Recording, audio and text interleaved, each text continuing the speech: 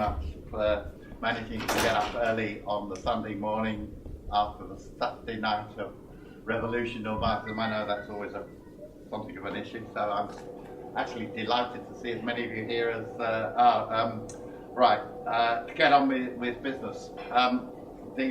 Up on the screen, when it working, was going to appear the title Climate Change, One Solution Revolution ? In other words, do we actually need a revolution to deal with the problem of climate change? Was the question I was posing as the title for the meeting. I'll start by saying that it's obvious that this question of climate change is a really major problem for humanity, and it's also the case, I think, that the question of climate change is a problem for the left. In other words, how the left should try and deal with and approach the question of climate change. There's no kind of consensus on this, and it presents us, including for us, I think, in the Socialist Workers' Party, some difficulties. So I want to address both those questions: the problem for humanity, which has to be our starting point, and secondly, the question of the way in which it's a problem for the left to deal with and what we should do about that. Okay. Let's also, though, we have to be clear about the fact that it's not really a scientific problem or a technical problem, it's a political problem. Now, let me say what I mean by that. The science of the matter is straightforward, well known among scientists at least, and has been known for a long time. I'm going to spend very little time on that because I don't think it's the key issue. I've just run through the basics. I imagine most of you know. The problem is that basically that the world is getting warmer. Since the early 20th century, the Earth's mean surface temperature is up 0.8 degrees centigrade or 1.4 degrees Fahrenheit, which sounds very little, but which has major effects on the climate and potentially huge effects on human beings, which I'll come to. 2/3 of that increase has occurred since 1980. There are people who say that, the climate changes anyway, always through history and so on. This is true, but this is spectacular, and this is unprecedented, and to change in such a short period of time is not part of a natural cycle. The scientists argue that the reason for this is long story, very short, for important reasons here, is basically the amount of carbon emissions that we are pumping into the atmosphere and have been doing since the Industrial Revolution through our dependency on fossil fuels. And this creates a layer of gases in the atmosphere called greenhouse gases. They have the effect of preventing the escape of the heat that comes from the sun to the earth, escaping back into the atmosphere, and is gradually, and in historical terms, rapidly warming the earth. You want a really everyday example, it's like the effect of you put on an overcoat. You put on an overcoat, you're warmer because it stops the body heat escaping. That's what the earth is doing through the greenhouse gas emissions.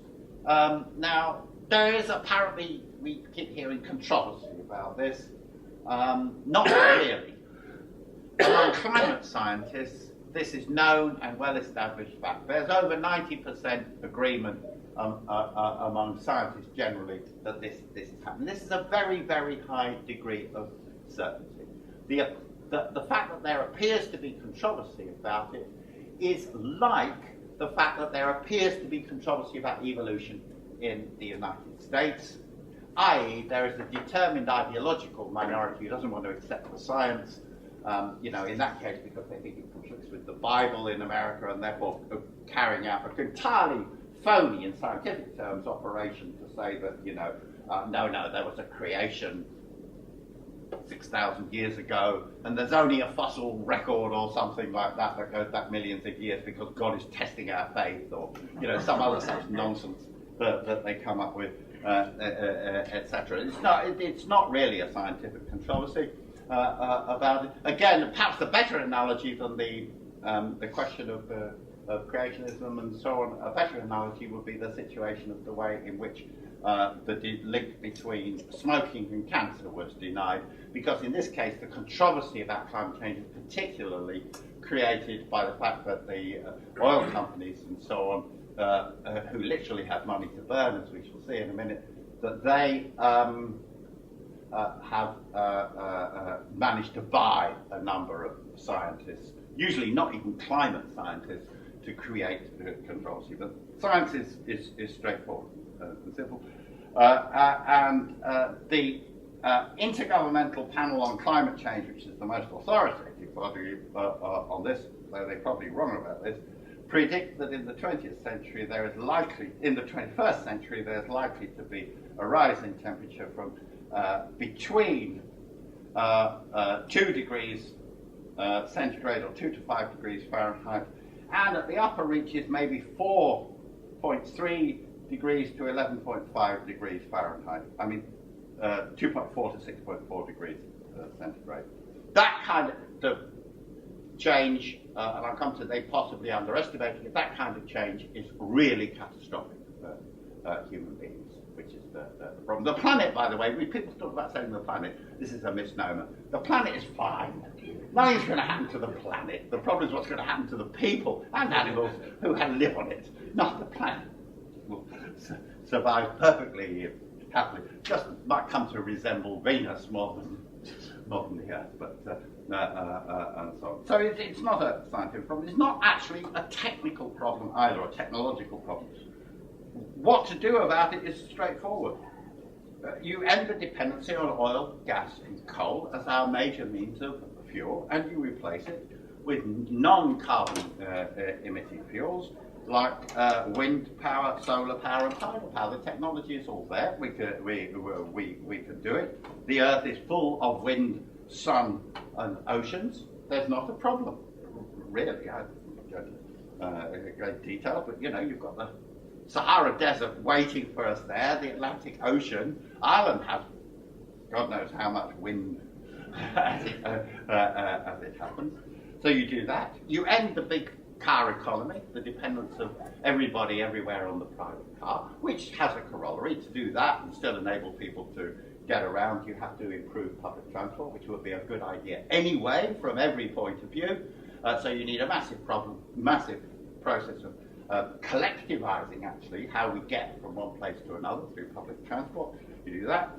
You insulate houses. You have a massive program making houses that don't use up vast amounts of energy, a good thing anyway, and you stop the process of deforestation so that because the trees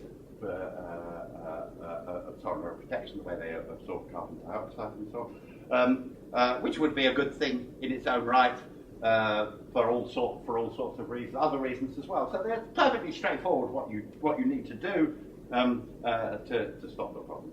But it's not the problem, it's a political problem, it's a problem of political will.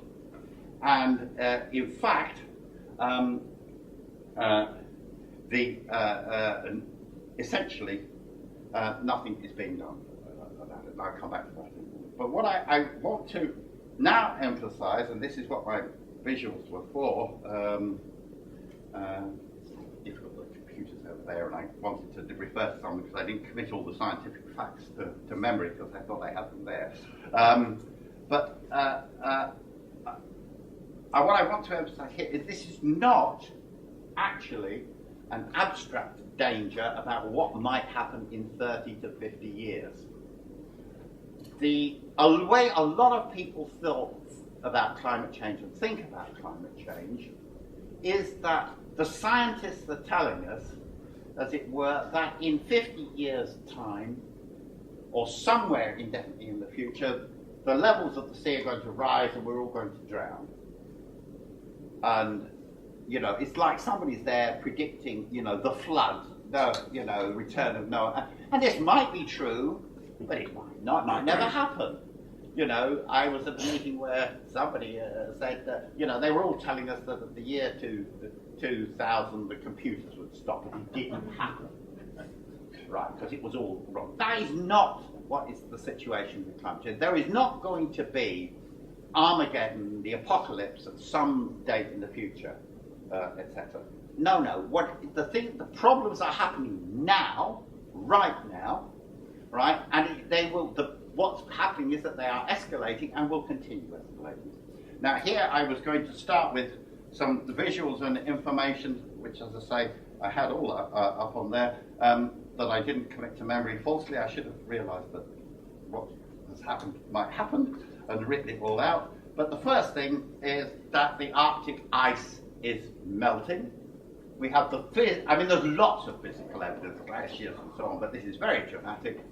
We are rapidly heading towards an ice-free Arctic in the summer months, which is unprecedented, and it's happening at a rate of knots. I had all the figures for it on the screen and visuals about and so on. It is possible that we will have a completely ice-free Arctic in the next 10 to 15 years, and so on, which is ahead, which is faster than anybody had expected, and has huge consequences.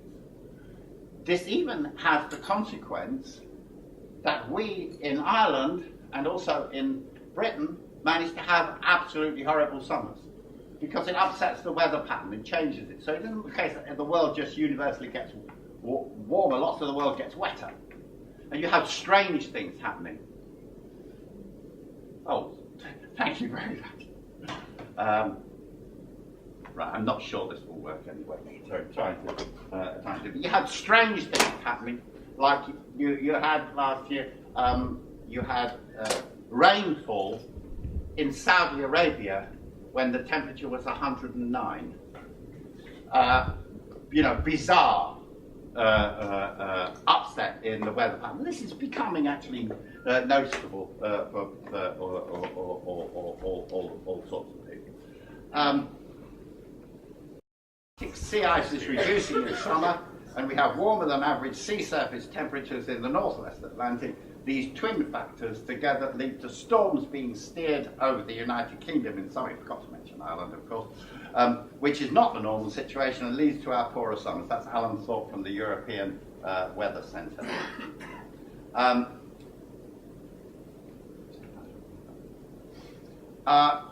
If you want to see what climate change means, look at the United States over the past year. It's extraordinary watching the news from the United States, because news from the United States is one after another account of disastrous weather events, the connections between which are never made. They never mention the fact that this is to do with climate change. Right, but there's a report that appeared on an alternative website. It says, if the pictures of those towering wildfires in Colorado haven't convinced you, or the size of your air conditioning bill this summer, here are some hard numbers about climate change. June in the United States broke or tied 3,215 high temperature records across the United States. That followed the warmest May on record for the Northern Hemisphere, the 327th consecutive month in which the temperature of the entire globe exceeded the 20th century average, the odds of which occurring by simple chance were 3.7 times 10 to the power of 95, a number occurring by considerably larger than the number of stars in the... one of those, but in other words, impossible that this could happen by chance. It was the warmest spring and summer ever recorded for the United States, and so on. And then, of course, you got Superstorm Sandy. And again, this extraordinary disaster from there. Is it caused by climate change? Wrong question. Of course, no particular storm is caused by climate change. And if you put it that way, various opponents will say, no, you can't prove the link. That's not the point. The point is, if you warm the seas, storms that happened anyway long before the climate change set in get worse and they get more frequent. And so they get bigger. And so you have this extraordinary superstorm Sandy, and you have some pictures of that, which are very easy to get, aerial photographs and so on. You have this extraordinary superstorm Sandy, and the frequency of such storms is increasing. Right, they are becoming more likely. And this brings us to what climate change means for human beings. This is the form it will take. It is taking and will continue to take. It means that you have droughts, fires, more rain, more storms, more floods. And with increasing frequency and increasing severity on a world scale. And who suffers from this? Whether it's Katrina, Hurricane Katrina, or it is Superstorm Sandy, who suffers are working people and the poor of the world, completely disproportionately. And I mean, this is what the nature of a capitalist society, and all of that just simply becomes accentuated. There are still people right across the New York area, New Jersey area and so on, who are still being fed by soup kitchens and so on, whose power has not been restored, etc. And that is in the most privileged part of the world. If something like this happens in Bangladesh, where it's extremely likely to happen, you will have thousands and thousands, perhaps millions of people who are starving or drown, etc., etc. It means that food production is severely disrupted. Again, even in the United States, or the richest parts of the world, food production is severely disrupted. What does that mean? It means the prices of food go up. If the price of food goes up, the poor, who are on the breadline anyway, who are barely getting enough of food, starve. And you generalize this, it means that increasingly areas of the world become uninhabitable. And what does that mean politically, socially? That means you have large numbers of refugees, and we know what happens to refugees in our society. They end up in camps and so on in various places in horrific conditions. So it means more and more of this. Now, given that the science suggests that if this continues, we will very soon, nobody knows exactly when, reach a tipping point where even if you do try and reduce carbon emissions, it will still have an ongoing effect. Given that this will be absolutely catastrophic for enormous sections of the world's population, why are they not doing anything about it? Now, here I had what I wanted to show you, a particularly nice, simple slide here, which showed you the 7 biggest corporations in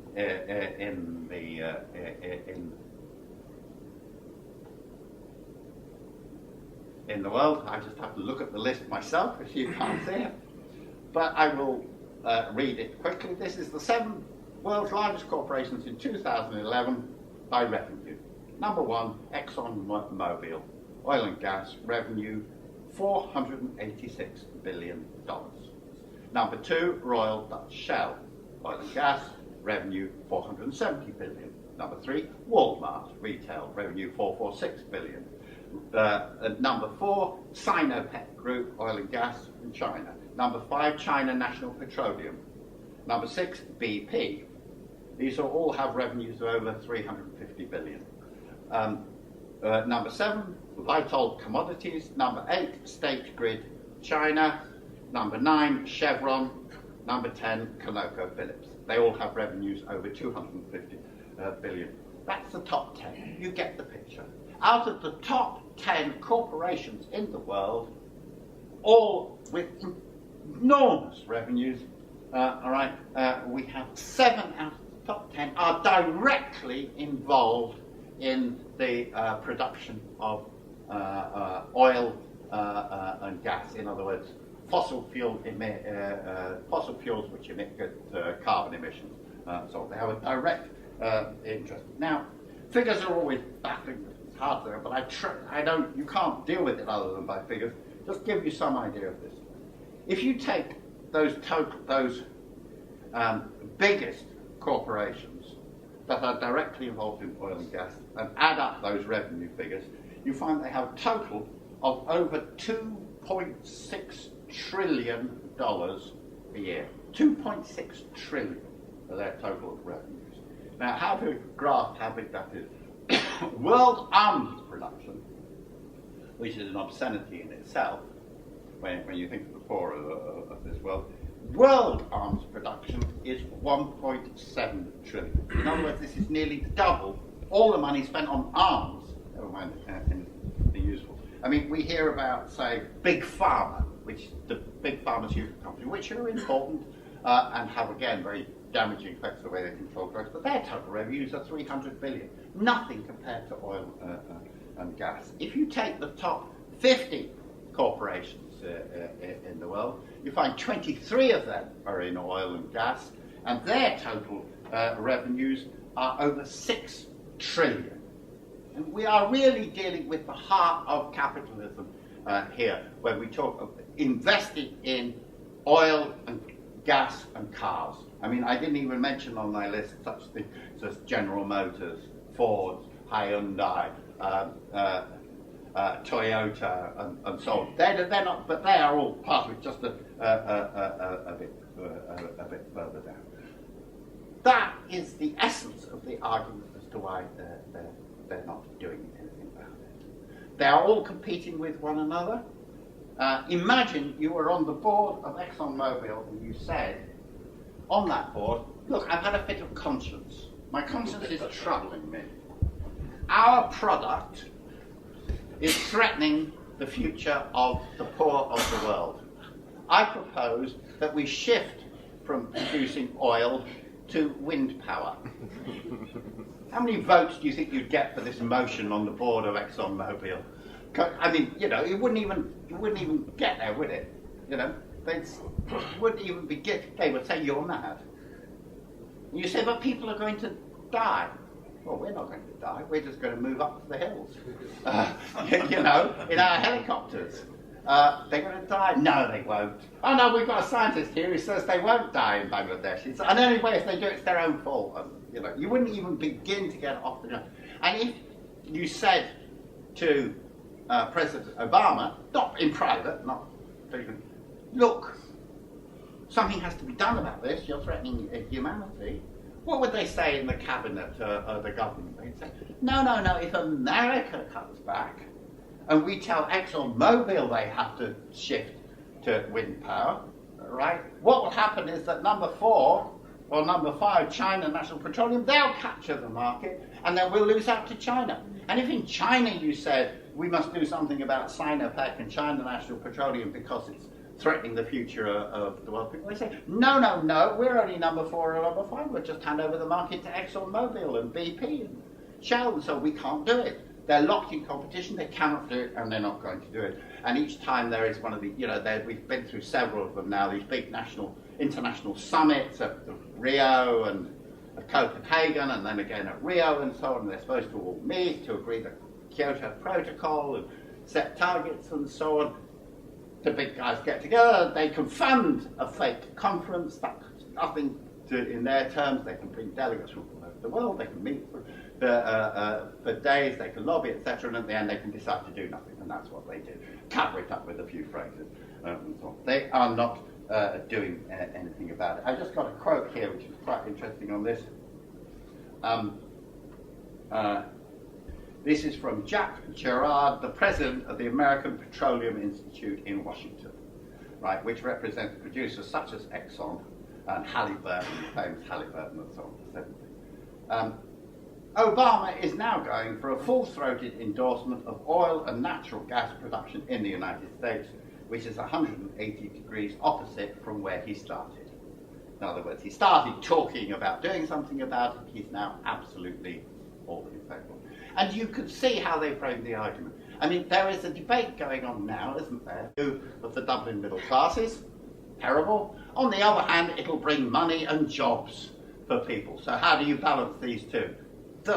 Whether the world needs more oil production doesn't even get on the agenda, does it? No, this will solve our economic problems and so on. Actually, of course, you could produce equal or even more jobs if you employed people on producing wind power and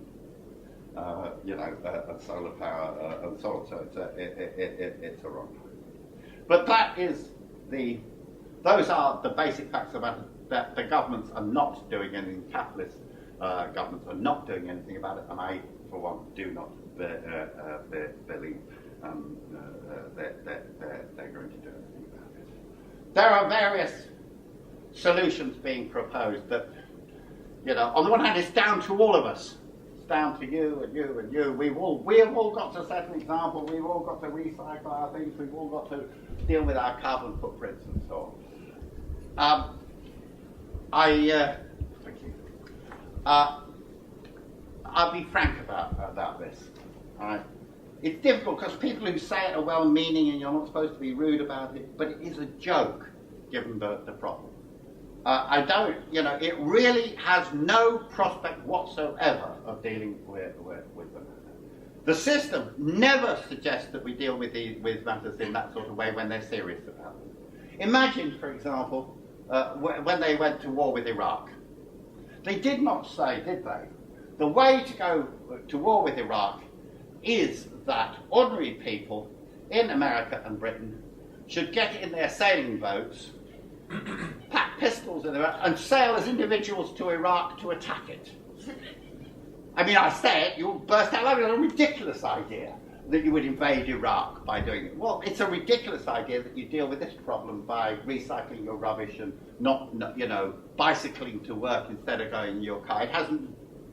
There's zero effect on the whole, or close to zero effect on the whole matter. If the task that is required is to build a hydroelectric dam, you don't say, get the kids with their sand and buckets to go and do it. You can't. The problem is that we have to change the way industrial capitalism fuels itself. That's what we have to do. And you can't do that piecemeal, bit by bit. You need a collective solution. All right, so this forms the core of my argument that what we need to stop climate change, we need a revolution to stop climate change. We need to change from living a society in which we produce for profit into a society in which we produce for need. That is the fundamental argument. So I want to remove the question mark at the beginning of this talk and say we need a revolution. I want to make two more arguments about this. We will also need a revolution to cope with the effects of climate change. Those effects are happening now. Whatever happens, they're going to get worse. And without a revolution, it is impossible to have a humane response to the effects of climate change. Because in what happened in Katrina in New Orleans, and we saw some of it in New York, and will happen whenever these situations repeat themselves, you have a large number of people in a big city who are homeless and starving. And how are they going to try and get food? Well, there's large amounts of food in supermarkets, isn't there? They're going to go and try and get it. Of course they are, because they're literally starving. How does that appear from the point of view of capitalism? This is a law and order problem. And besides, these are poor people, who we all know are thieves anyway. And they're probably black, who we all know are both poor and thieves. What do? Call in the National Guard, shoot them. Because otherwise, they will loot our private property. We all know that private property is much more important than human life. So, we have to have a law and order solution. That's what they will do. That's what they will do if they're in the way that they will deal with these situations. And then you will find that 5 years later, the refugees are still in camps, or the homeless people are still in shacks, or still on in trailers on God knows what. And that's in the more privileged parts of the world. When it happens in Pakistan, as it did, or when it happens in Bangladesh, they will literally die in their millions. And so unless you have a socialist society, there will be no way of even dealing with this or dealing with the consequences of it. And there's a political question as well. Being told to finish, which is fine. I haven't said all I need to say. I'm going to ignore the chair and talk for a couple more minutes. Sorry. I'm going to make two more points. They really will be. I said there's a problem for that. There is a problem for that. Problem for all of us. People are not out on the streets about this. There is not a campaign going. And as different from the question of austerity or whatever, where maybe not in Ireland in their millions, but people do mobilise, or the great demonstration we saw yesterday, I do not think we are going to see a big mass campaign immediately about climate change. It's an abstraction. You people here will listen and hear my arguments, good, but it's not a thing where you can agitate over, partly because there isn't a national solution. So you can't say, it doesn't make any sense to march to the door and demand that Fine Gael Labour do something about it, because actually Fine Gael and Labour can't do much about it. You can do what you like in Ireland, it doesn't. You have to change the logic of America, China, India, Russia, Brazil, Germany, all at once. And there isn't that kind of immediate thing that you can say people do, and it's abstract. So I don't think we're going to see a mass movement about it. If I'm wrong, then we change direction, good. But this creates a problem for us on that because we're so focused on getting people on the streets, etc. Therefore, how should we respond? Can we ignore the issue? No, we cannot ignore the issue. How should we respond? Well, my argument about this, and I would put this to everybody on the left, is you have to integrate the argument into the case we make for socialism. If we need a revolution to deal with the matter, we need to say that. When we're indicting capitalism, this has to be part of the argument. In other words, I think when Richard Boyd Barrett says about what is happening to people and why we need change in society, he should also mention climate change. It shouldn't be the whole argument, but it should be there. And it should be there on the platforms. It should be there when we indict the system, right, for what it is doing to the poor, the vulnerable, the working people, the disadvantaged, etc., all of which is, obviously, I agree with 100%, we should also say that this is what is at stake for humanity as well. And not forget it. And all too often we forget it. It just drops off the end of the argument. And I think it has to be there as part of it. I think it's one of the strongest arguments we have for socialist revolution, for joining the Revolutionary Party and so on, is that the future of humanity as a whole is being put at risk by the capitalist system. And the last point, in terms of the chair, is this. I said this is a political problem, trying to get a change. It is. I said what it means on an ever-increasing scale is, right, droughts, fires, rain, storms, floods. What does that mean in social terms? What does that mean for human beings? Areas of the earth becoming uninhabitable for people, millions of refugees. Okay? What does it mean in places like Sudan or sub-Saharan Africa? It means millions of refugees. It means wars over resources. Now, what will Golden Dawn make of that? What will Marine Le Pen and the Front National make of that? What will the Anders Breiviks make of that? What will Jobbik make of that? Right? I only have to pose the question to this audience. You know what they will make of that. You know what their solution to that will be.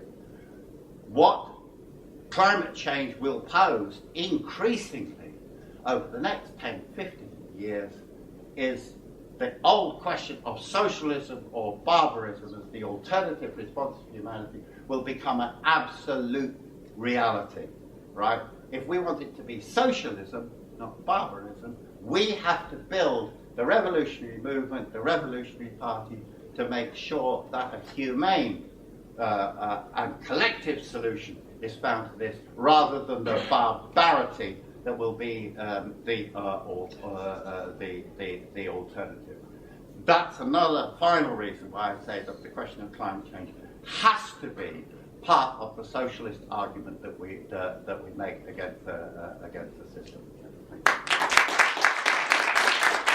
In a sense, we have a lot of very, very well-intentioned, should we say, alternative people, and their response to this, and response to talking about building a revolution to cure the problem, is no. All we have to do is grow more of our own and set up favour exchanges and whatever. And in a strange kind of way, at the moment, they think they can see that they're right. And the reason they can think that they can see that they're right is that because information is so restricted as to what's actually happening on a world scale. That, for instance, it's very close to home for us because Clonakilty has been flooded twice this last summer, and 2 winters previously it was flooded twice. Skibbereen was flooded twice, and most of those communities from Cork along the main road along the coast are on tidal rivers. Now, it's very clear that the authorities accept about a metre rise in the lifetime of works being done now, because, for instance, on the island I come from, they're building new pier structures 3 feet higher than the old pier structures. So it's in the planning, they know it's happening, they accept it. But when it came to the floods in Clonakilty, when it came to people now having trouble, even your small businesses in danger of going out of business, what happened? Well, there was a response. Facebook, flipped and flapped, and the favour exchanges started rattling around, and people turned out and they helped sort out Clonakilty. And they keep doing it. Every time they do it, they feel good. And they are being good. They should be praised for voluntary work. But the problem is, how in the name of God do you get it over to people that that's not enough? That next year, you might have to do it 3 times, and the year after it's 6, and the year after you'll be picking up the bodies because it'll have got that much worse.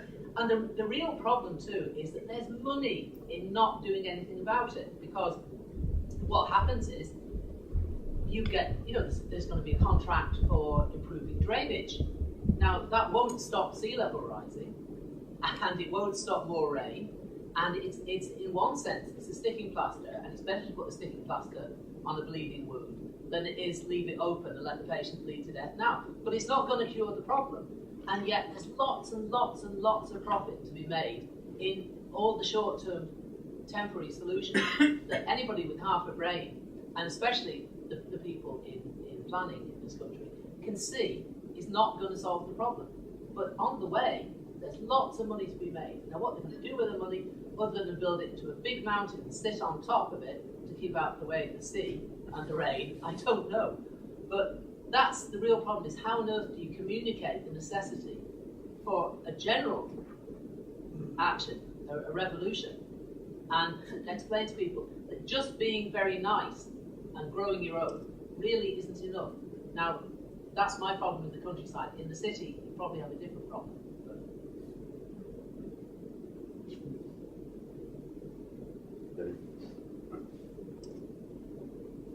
Yeah. Oh, sorry.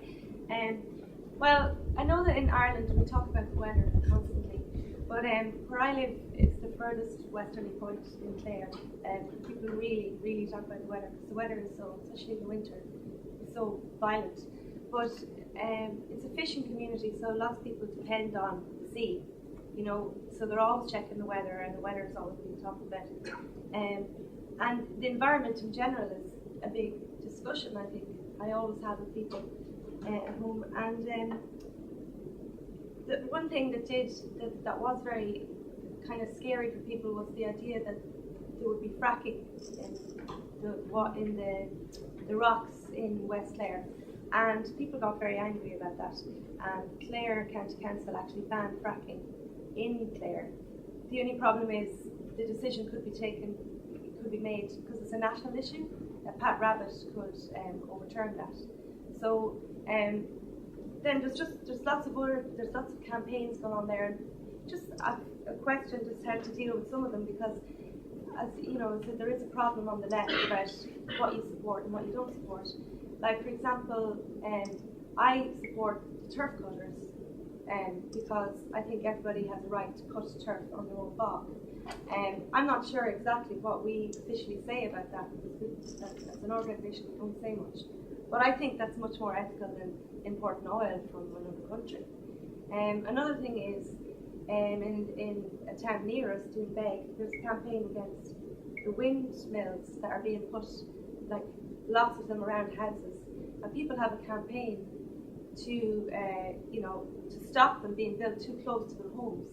Now, a lot of people won't sign those petitions because they're saying, no, I'm an environmentalist. So,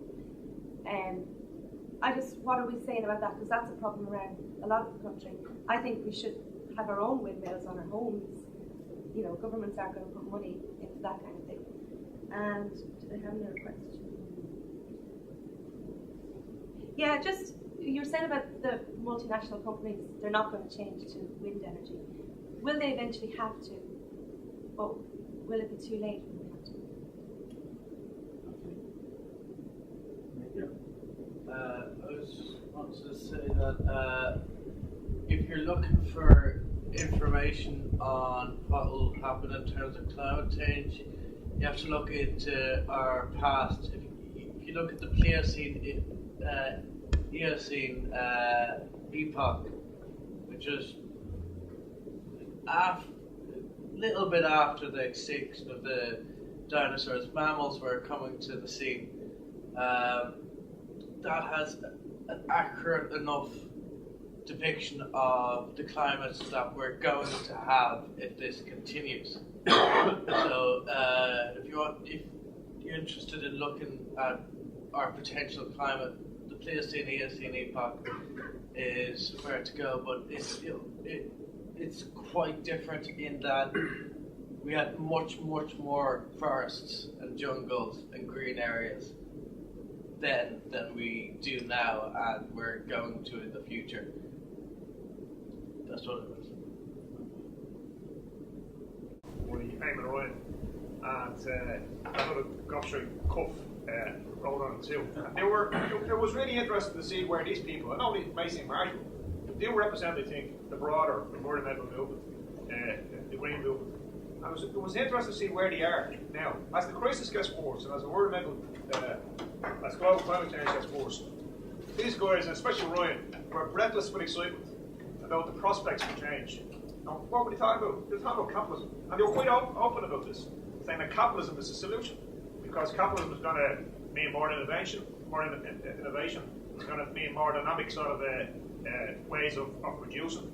And you give a few examples of where, you know, there are dynamic sort of technical fixes being proposed by big capitalist firms. In their view, big capitalist firms. Most are quite small and medium scales. And there's a whole industry out there of people proposing that we can do radical things via green technology and green ideas. And Ryan and the rest of them are saying this is where we have to go. We have to sort of make sure we have regulation and that we fund these private capitalists to come up with solutions. And it's completely and utterly bankrupt. There's actually no prospect of it at all. The whole industry based on these green ideas of how we're going to be innovative, how capitalism, using capitalist free markets, you're going to innovate and come up with solutions, technical solutions to the problem. And as John pointed out, the scale of the problem is such that is, you know, if you had maybe 1,000 years, you might have some prospect of doing it. But the scale of the problem is such, it's complete nonsense. But also, there's a fundamental flaw in their thinking. And this is where I think there's a huge opportunity for those of us on the revolution left. Because any innovation on capitalism, any advance, whether it's in fuel efficiency, whether it's in, you know, high tech, whether it's more green energy, any advance is simply taken by capitalism and reinvested back in to produce more profits, which actually creates a bigger problem. You create more waste, you know, you create more problem. The whole history of capitalism has been one of innovation. We don't have a greener environment. In fact, it gets worse. The scale of it gets bigger, and the scale of the crisis gets bigger. And global climate change highlights that, proves that fact. So there's complete bankruptcy on the environmental side, on the Green Party side, the mainstream side, about proposing a solution. The great strength we have on the revolution left is at least we've always understood that capitalism was a foul and inhumane system, and that it needed to be challenged and overthrown. And that's more so now with the case of climate change. But I think there's a challenge for those on the left. And John hinted at this. How do we integrate it into it? I think there's obviously, in terms of the fracking debate and the Dublin Bay oil rig, I think they're key issues to some extent that we should be intervening. It may not seem as they are obviously not on the same scale as the austerity things that do with austerity, things to do with women's right to choose. But I think we should be intervening in it a bit more, and we should be bringing those arguments that John raised more into those debates. And also, I think on a simple thing, say with the Dublin oil rig, I would like to see an argument on the left that says no, we don't. We often say, well, there's 50 million tons of 50 million barrels of oil there that could do A, B, or C. I think we have to start saying that's not going to be a solution to the economic crisis. It's not going to create jobs. It's not going to create anything for ordinary working people. We shouldn't be taking it. I think it'd be a radical step if on the left at the ULA we actually said we shouldn't be extracting this oil because under the present system it's simply going to add to climate change, and we should be investing whatever money we have and whatever resource we have in alternative energy and really challenge it in that sense. Outstep and outflanking the environmental left, because I think they're completely bankrupt at this stage of the whole issue.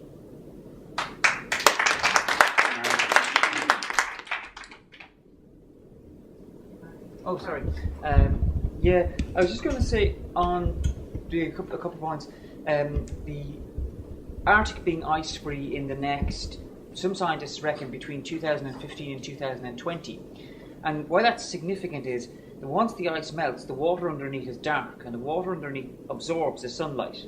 And when that happens, one summer of ice-free Arctic will be the equivalent of all the human activity since the Industrial Revolution on global warming. That's one summer. So it accelerates the process hugely. And each summer will get longer and longer being ice-free, which means that the ice reflects the sun back into, or reflects the solar energy back into space, whereas the water absorbs it. So it starts to create what's known as a positive feedback mechanism, where the actual change becomes unstoppable. And once we reach that point, and some climate scientists say we have already reached it, then we're dealing with the aftermath of global warming. We're dealing with what people were talking about. And to see what the way the state will respond to global warming, you just look at Hurricane Katrina. Look at what happened. How many people heard stories about people being raped in the Dome? I bet you everyone heard them. It wasn't true. It was bullshit. It was complete bullshit. It was put out there to make the people who were trapped in this horrible situation, which took them 4 days to get water to these people, actually, the American state. And it made them out to be, somehow rapists or animals or things like that. There was a whole pile of stories in the media about people being raped in the Dome. And when people came out of it, they said, like, no, there was no violence at all. People were just sitting down and just, waiting for the water. They were pissed off. But, there was no violence. On the bog cutting and the windmills, I'm always in two minds about these, because the windmills, they do generate green energy. However, people do have a right to live in an environment that's also an environment that's, an environment that's not, polluted visually as well. The bog cutting, I was talking to Ming Flanagan about the bog cutting, and he was saying he agrees that, the bog cutters should be protected. However, but he also said that, long term it's not a solution, because to drain those bogs releases huge amounts of methane, which is a much more potent global warming gas than carbon dioxide. So to drain those bogs will actually create more global warming. And I was saying, well, could we not come up with another solution where we insulate people's houses, where we get them the ability to actually live in a community that uses less energy? Because if you look at it on an individual level, yes, it's kind of like, well, people have a choice of, well, do I cut my own turf or import my own oil? It's, the argument becomes fairly false, I think. And that's something that we have to look at as well, is how do we actually look at this in a collective solution? And finally, just on the last point, I've often seen these ads for people to say, oh, don't leave your TV on standby, it'll fucking destroy the planet. Sorry, your TV on standby, yeah, I always turn off my TV, but your TV on standby will not destroy the planet. It is a measure that you will take. It'll save you about 15 or 16 euros a year on your electric bill. That's it. It's such a tiny thing. But also, if they're saying to people that you don't leave your TV on standby, why can't they just say to the manufacturers of the TVs, don't make TVs with standby options?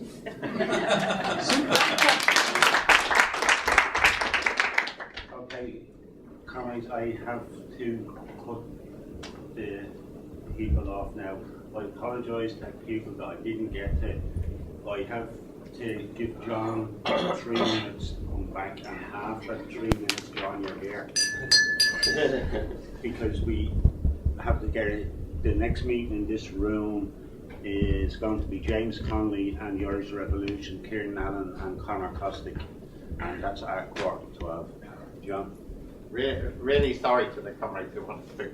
It's the technology fault we started so late. Right. Okay. I want to start with Martin's last lovely point about the standby and, of the television, and why don't they make TVs without a standby, because it really illustrates something that is going on here. There is a serious ideological debate going on here, which from the point of view of the Exxon Mobils, Royal Dutch Shells, BPs of the world, from the point of view of corporate capitalism, they want to shift the whole nature of the debate from what they do to what you as individuals do, where this is passing the buck to where it's completely ineffective, but also has the, we're all in it together. It's the same argument about the austerity and so on. We're all in it together, like on the Titanic, and so on. Ignore the fact that all the lifeboats are safe for the people in first class, etc. It's the same ideological. That runs through a lot of this thing. I think we have to be quite hard about it, really. I don't mean hard as in nasty with your people in court, but we have to make the argument seriously about this. I'm terribly sorry. I wish there was a cork solution to this problem, but there isn't. It's not a cork problem. The weather is not. There's a silly poem in English about the English rain and the English wind, and I can't remember. It was all about some plot of somewhere or other. It's Forever England. There isn't English rain. There isn't Cork rain. There is, this is not. There is no county by county, city by city, country by country solution to this problem. The problem is, like it says, a global problem. Unless you can tackle with that, we can't deal with it. That's a hard argument, but it just has to be faced. You can organise all the favour exchanges. I'm not against people doing favour exchanges, but you can organise all the favour exchanges you want in Cork or anywhere else, and it doesn't even begin to scratch the surface of this. And again, what I like about Martin's example is that it does neatly turns around to the question is how you produce things. You create more carbon emissions making a car than you do in driving it, because it's how you fuel the production, etc. And I think we have to assess a lot of the things from this standpoint. You see, the question of windmills. I'm sorry, or wind turbines. The best thing that happened on this, in my experience, was when they closed down the wind turbine factories at Vestas in the north of Ireland first, and then on the Isle of Wight, and the workers occupied. They were fighting for their jobs primarily, but you could make the argument here. Look at capitalism. You've got the only wind turbine factory in Britain, and they're closing it down simply for grounds of profit. What madness this is! Look at what the system does, because it's an ideological argument. And the workers who occupied the factory, you could put that argument. And I think the people who say we don't want wind turbines because it spoils our view are missing. But I don't think this is an ethical argument. I'm sorry. I think the people who think it's an ethical argument don't understand what's at stake here. Yeah, we want a nice view. We don't care if hundreds of millions of people starve and